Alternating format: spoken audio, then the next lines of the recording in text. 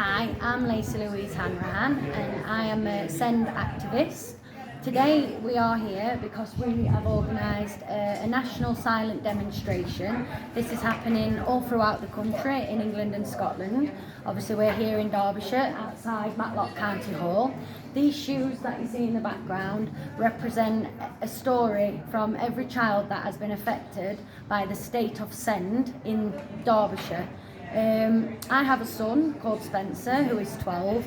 Spencer has a rare genetic condition called MPS 6 which affects every bone and organ in his body except for his brain. He is basically missing an enzyme. He has to have enzyme replacement therapy once a week. I got told in June last year, when Spencer was supposed to be making the transition from primary up to secondary, that there is no SEND secondary school places in Derbyshire at all. I've been told that if I keep fighting to get him a SEND school place, that Spencer will probably be out of school indefinitely. I've been lied to, I've been gaslit, I've been brushed off. Nobody can give me a straight answer here to why is he still having the hold up. Obviously we know there's no school places available in Derbyshire. I can't even go through the legal route and get a solicitor because nobody in the county, solicitors, education solicitors, are not taking any legal aid cases on because they are swamped. So basically if you've got money you can take the LA to tribunal and then obviously judicial review, but if you've got no money and you rely on legal aid like myself, I can't get any further. So I'm basically in limbo at the minute. I'm kind of stuck because I can't take it forward with the legal process because that's in such disarray because everybody else is doing it. It's not fit for purpose. SEND isn't at the minute, and it's not just Derbyshire. This is a national crisis and I'm not going to stop until I get change. I'm not just doing it for my own son, I'm doing it for every single child in this country who is on the SEND register. We are the 7th largest economy in the world. When we can't look after our most vulnerable children in our society, what does that say about us? As a society, these children are our future at the end of the day, but we can't invest in them having a better future. If we want to have children that are going to be productive members of society who contribute to society, they should be getting investment in them and when they're young. So I don't see how they can then become productive members of society if the investment's not there. I mean, these kids are vulnerable. These children are SEND children. I mean, I don't know if you know a lot about the SEND process, but to even get any HCP, you need to have some kind of NHS backing, you need a doctor's letter, you need evidence basically.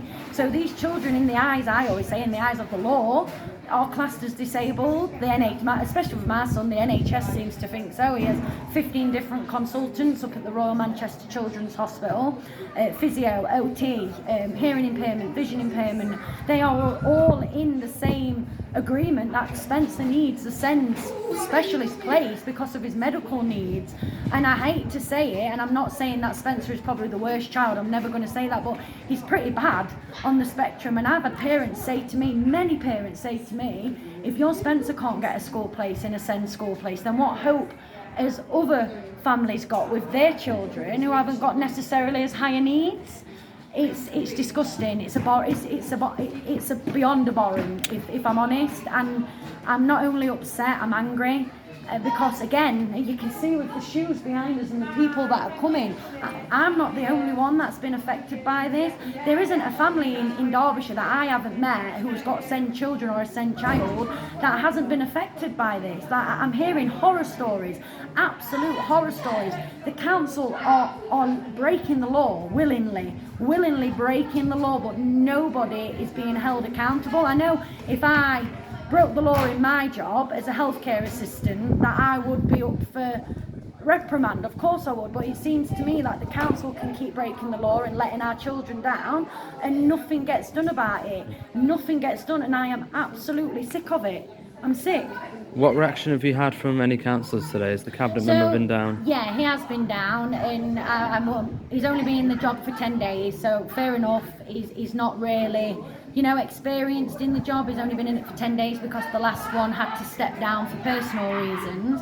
But again, I've had no clear answers out of him. He couldn't tell me how much money Derbyshire was going to be allocated in the new white paper for send. That's an extra £1 billion that's been promised in the April budget. That's on top of existing funding that these councils are going to get. I've heard from Louise Jones, the MP, that number's between 172 million and 187 million. I've told the councillor today that I want to know where every single penny of that money is going. 100% of that money is going to be for send, and I am going to keep him to that. I'm going to keep him to, and he's promised me today that he will get in touch with us eventually, get us in for a round table meeting, because I've said it's all right doing reforms, but they're going to be doing reforms amongst themselves without actually speaking to families and parents. We're living and breathing this. We're going through it this day in, day out. Our children are going through it day in, day out, but yet they don't want to see what our opinions is. So really, if they do want to get